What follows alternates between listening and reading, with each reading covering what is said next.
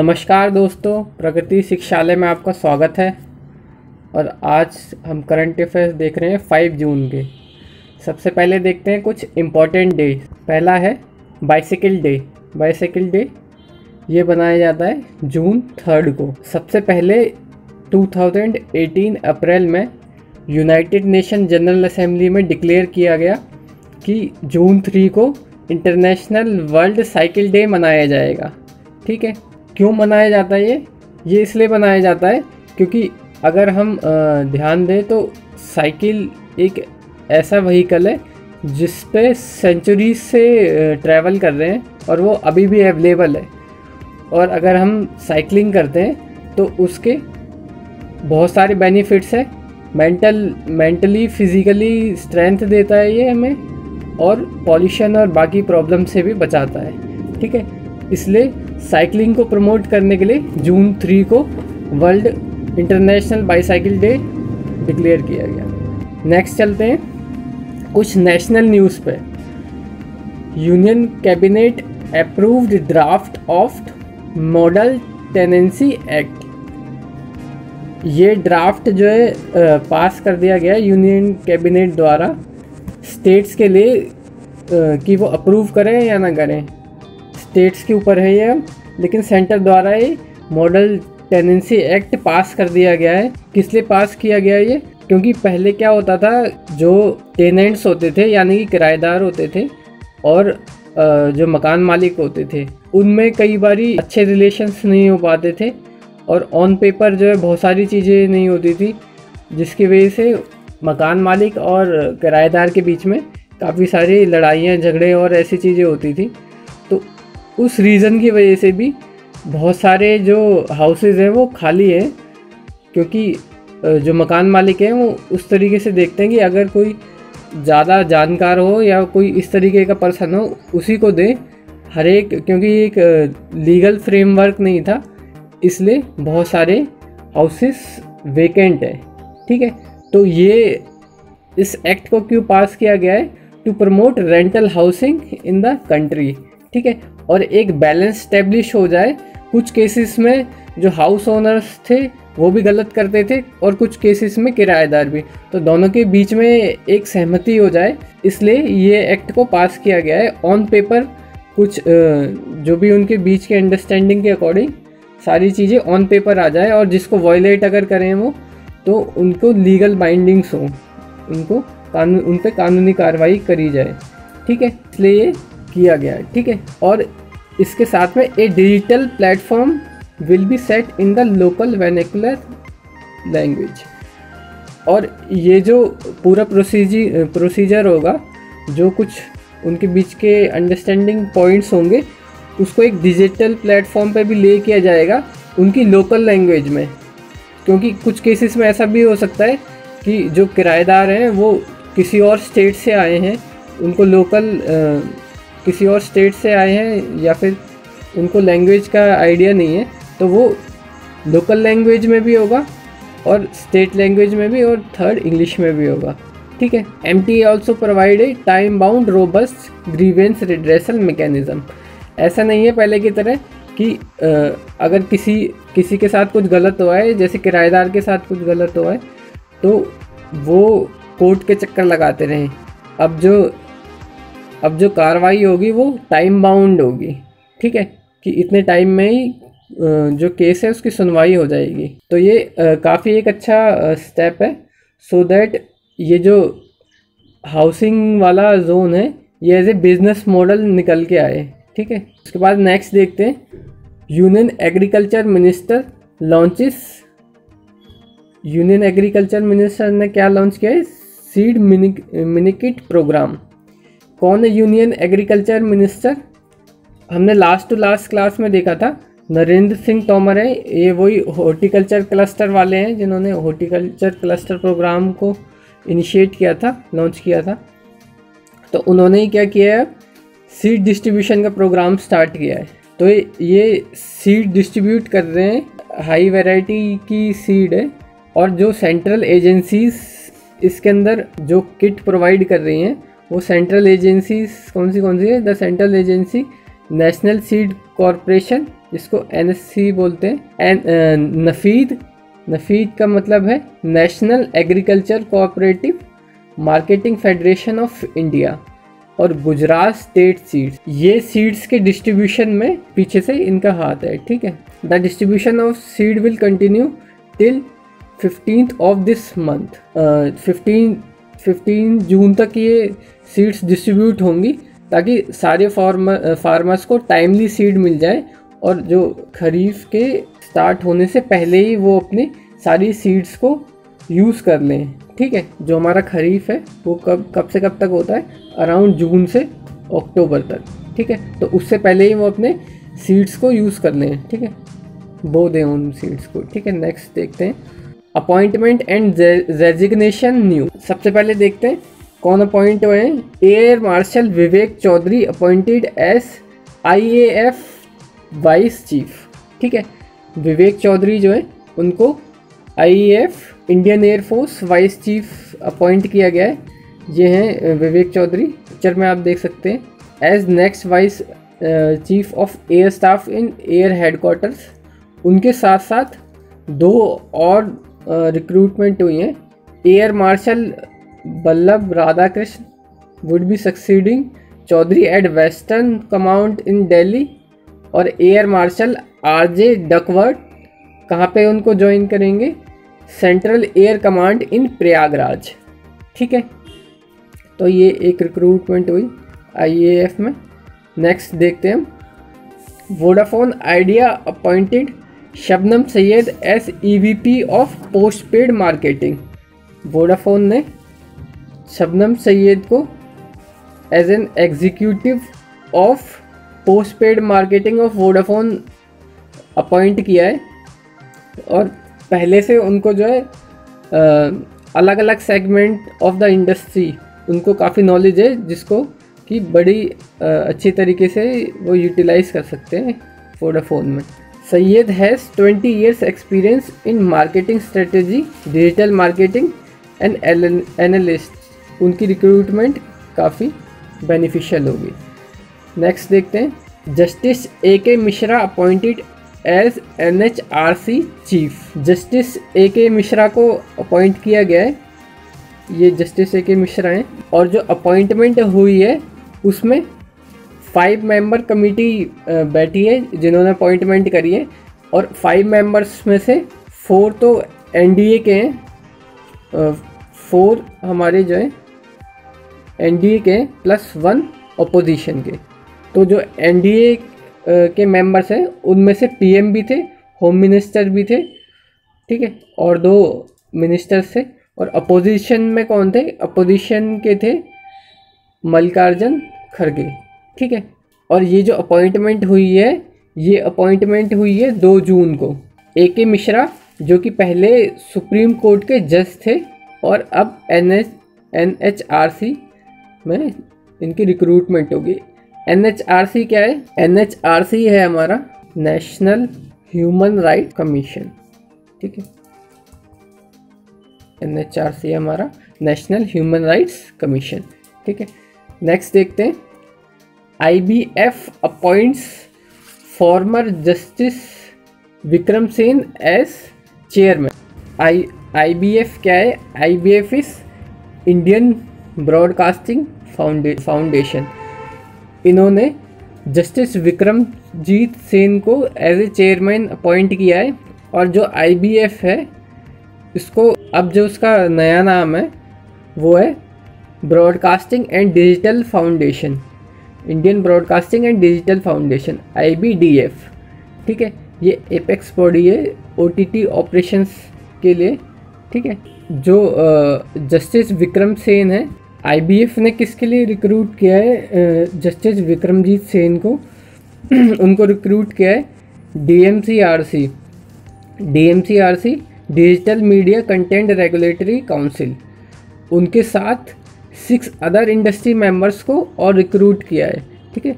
6 other industry members are also recruited along with justice Vikramjit. और जो other recruitment है council में वो किस किस को इंक्लूड करती है, कुछ मीडिया एंटरटेनमेंट के पर्सन्स को इंक्लूड करती है, और ऑनलाइन क्यूरेटेड कंटेंट प्रोवाइडर्स को, ठीक है, जिनके पास IPR का और कंटेंट क्रिएशन का पहले से एक्सपीरियंस है, ठीक है। IPR क्या होता है हमारा? कंटेंट क्रिएशन तो आपको समझ में आ रहा होगा, कंटेंट क्रिएट करने वाले। IPR क्या होता है? IPR is intellectual property rights, ठीक है। नेक्स्ट देखते हैं। Union bank of India appointed AK Vinod S chief compliance officer. Union bank ने इनको अपॉइंट किया है और कब से इनका कार्यकाल शुरू होगा? 1 जून 2021 से। और इनसे पहले कौन थे? Chief general manager KL Raju, ठीक है, KL राजू जनरल मैनेजर थे इनसे पहले। और इनका जो टेन्योर है, कितने टाइम का टेन्योर है इनका? 3 इयर्स का टेन्योर है। इससे पहले कहाँ पे थे? इससे पहले MSME में थे। MSME क्या होता है? Micro small medium enterprises.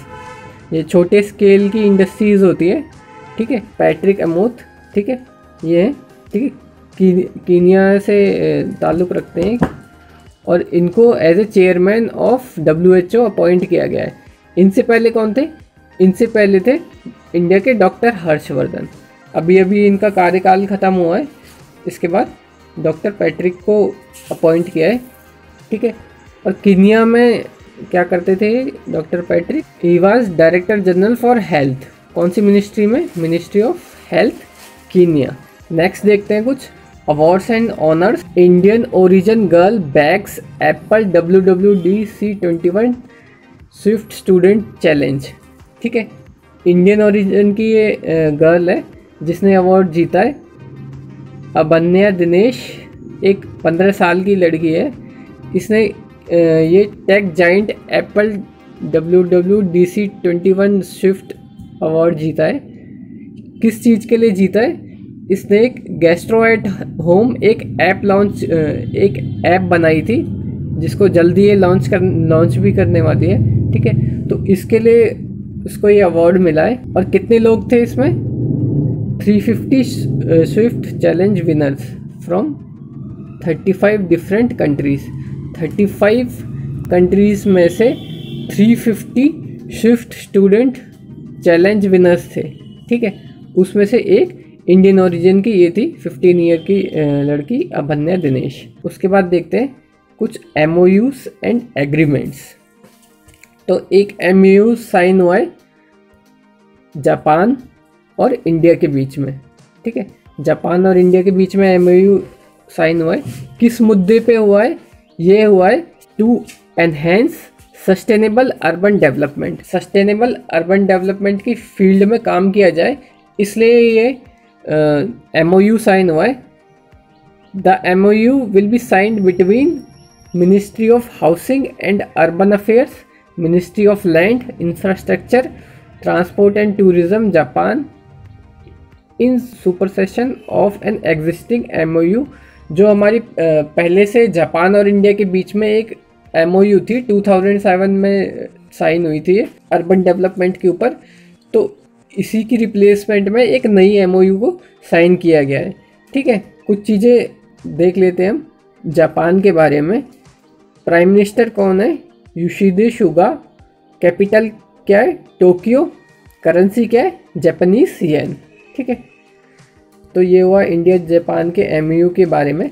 Next MOU देखते हैं। Cabinet approves MOU between India and Maldives, ठीक है। तो India cabinet approves MOU between India and Maldives. तो इंडिया और मालदीव्स के बीच में एक MOU साइन हुआ है। MOU signed between ministry of housing urban affairs government of India and ministry of national planning housing and infrastructure government of Maldives, ठीक है। तो जैसे कि जापान के साथ हुआ था MOU साइन, वैसे ही ये वाला जो MOU है वो भी सस्टेनेबल अर्बन डेवलपमेंट की फील्ड में ही साइन हुआ है, ठीक है। कब साइन हुआ? ये साइन हुआ फरवरी 2021 में, ठीक है। A joint working group will be constructed to strategize the implementation. एक जॉइंट वर्किंग ग्रुप बनाया जाएगा जो कि इसकी प्रॉपर स्ट्रेटजी बनाएगा और बाद में इम्प्लीमेंटेशन पे वर्क करेगा। The joint group will meet once in a year alternatively in Maldives and India. तो ये जो जॉइंट ग्रुप बनाया जाएगा, एक साल जो है मालदीव्स में मीट करेंगे आगे की वर्किंग के लिए, और नेक्स्ट ईयर इंडिया में। तो ऐसे ऑल्टरनेटिवली वो मीटिंग हुई उनकी, ठीक है। मालदीव्स के बारे में कुछ देख लेते हैं। कैपिटल क्या है इसके? माली, ठीक है। करेंसी क्या है? मालदीवियन रुपया, ठीक है। प्रेसिडेंट कौन है? इब्राहिम मोहम्मद सोले। अब देखते हैं नेक्स्ट कुछ स्पोर्ट्स रिलेटेड न्यूज़ देखते हैं। स्पोर्ट्स न्यूज़ देखते हैं। 2021 एशियन एमेच्योर बॉक्सिंग चैम्पियनशिप किसने जीती? इंडिया की संजीत कुमार ने क्या जीता? गोल्ड मेडल जीता है 91 केजी वर्ग में। कहाँ पे हुई थी ये boxing championship? It was held in Dubai, UAE, United Arab Emirates, ठीक है, एमिरेट्स। 24 to 31 मई के बीच में हुई थी ये। संजीत कुमार ना defeated 5 times Asian championship medallist and Rio Olympic silver medallist वेलिसे Levit of Kazakhstan in 3-2 split decision, ठीक है। इसके अलावा 19 मेंबर्स जो कि इंडियन कॉन्टिनेंट के हैं, उन्होंने मेडल जीते। 15 में से 2 गोल्ड मेडल है, 5 सिल्वर है और 8 ब्रॉन्ज है, ठीक है। मेंस की कैटेगरी में देखिए आप कौन कौन है। मैन की कैटेगरी में एक ही गोल्ड मेडल संजीत कुमार ने, 2 सिल्वर मेडल्स अमित पंघाल और शिव थापा ने जीते हैं, ठीक है। उसके अलावा 2 ब्रॉन्ज मेडल भी जीते हैं मेंस कैटेगरी में। वुमेंस कैटेगरी में भी देख लेते हैं। वुमेंस कैटेगरी में भी एक गोल्ड मेडल आया है जो कि पूजा रानी ने लिया है, ठीक है, 75 केजी वाले कैटेगरी में, ठीक है। मैरी कॉम ने 51 वाली कैटेगरी में एक सिल्वर मेडल लिया है। लालबाउ सही उन्होंने 64 केजी वाले में सिल्वर मेडल लिया है, ठीक है। अनुपा कुंदू 81 केजी वाले में सिल्वर मेडल है, बाकी सब ने ब्रॉन्ज मेडल लिया है, ठीक है। नेक्स्ट देखते हैं।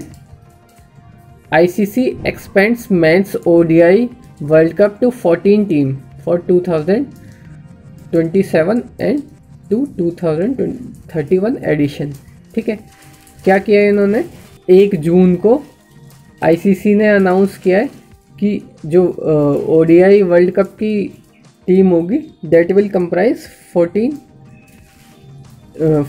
टूर्नामेंट, ठीक है।